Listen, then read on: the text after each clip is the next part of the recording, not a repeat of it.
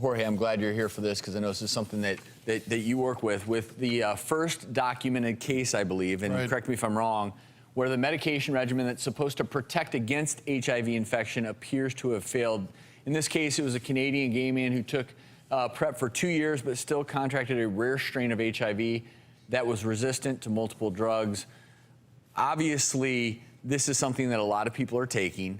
Does this quote-unquote failure, does that change anything at all? No, not at all. Actually, I was actually in Boston for the International AIDS Conference when this news came out. Let me explain what this is. PrEP is a technique. It isn't a pill. It happens that you're taking one pill.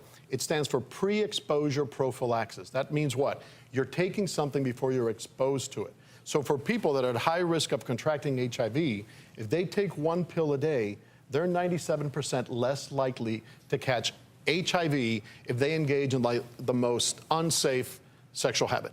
So a lot of people are on PrEP, and what it's done, it has decreased tremendously the number of new infection and the number of people who are becoming HIV positive.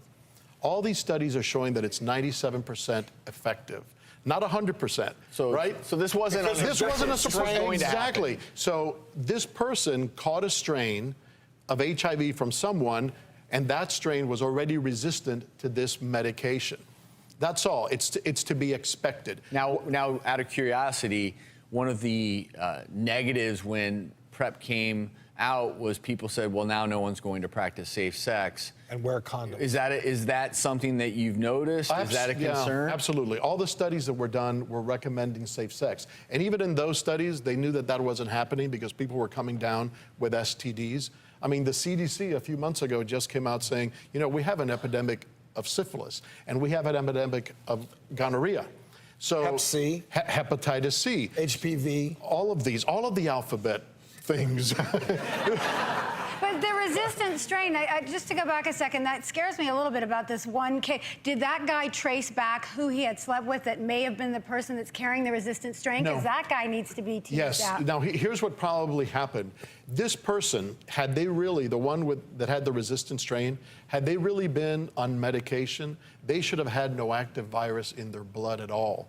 Okay. All right, so they should not have even been able to infect anybody. So obviously this guy had sex with another person that was a lot more reckless, right? But back to your point, we are assuming that this is the only thing that's out there, right? And you're getting protected against HIV. Look at all the different viruses that are coming up throughout the world.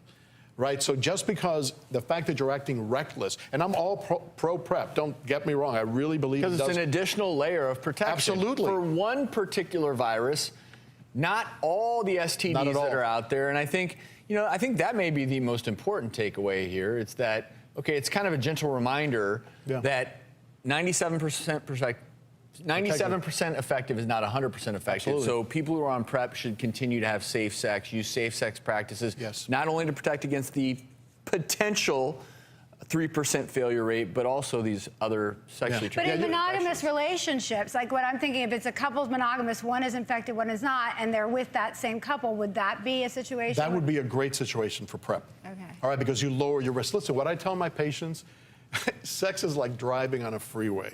Bear with me, all right? It's coming. Where's this going?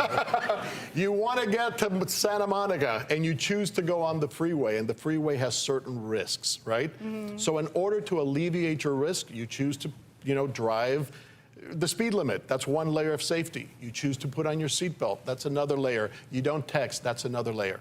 The same thing with sex. You practice safe sex, maybe you take PrEP, maybe you're in a monogamous, so they're all different layer protections. Nothing's 100%. Now, I think that's a really good analogy, and I think the takeaway from all this is safe sex is safer sex, so why not practice? I don't think he gets it, but I get it. No, I know. More to come, stick around.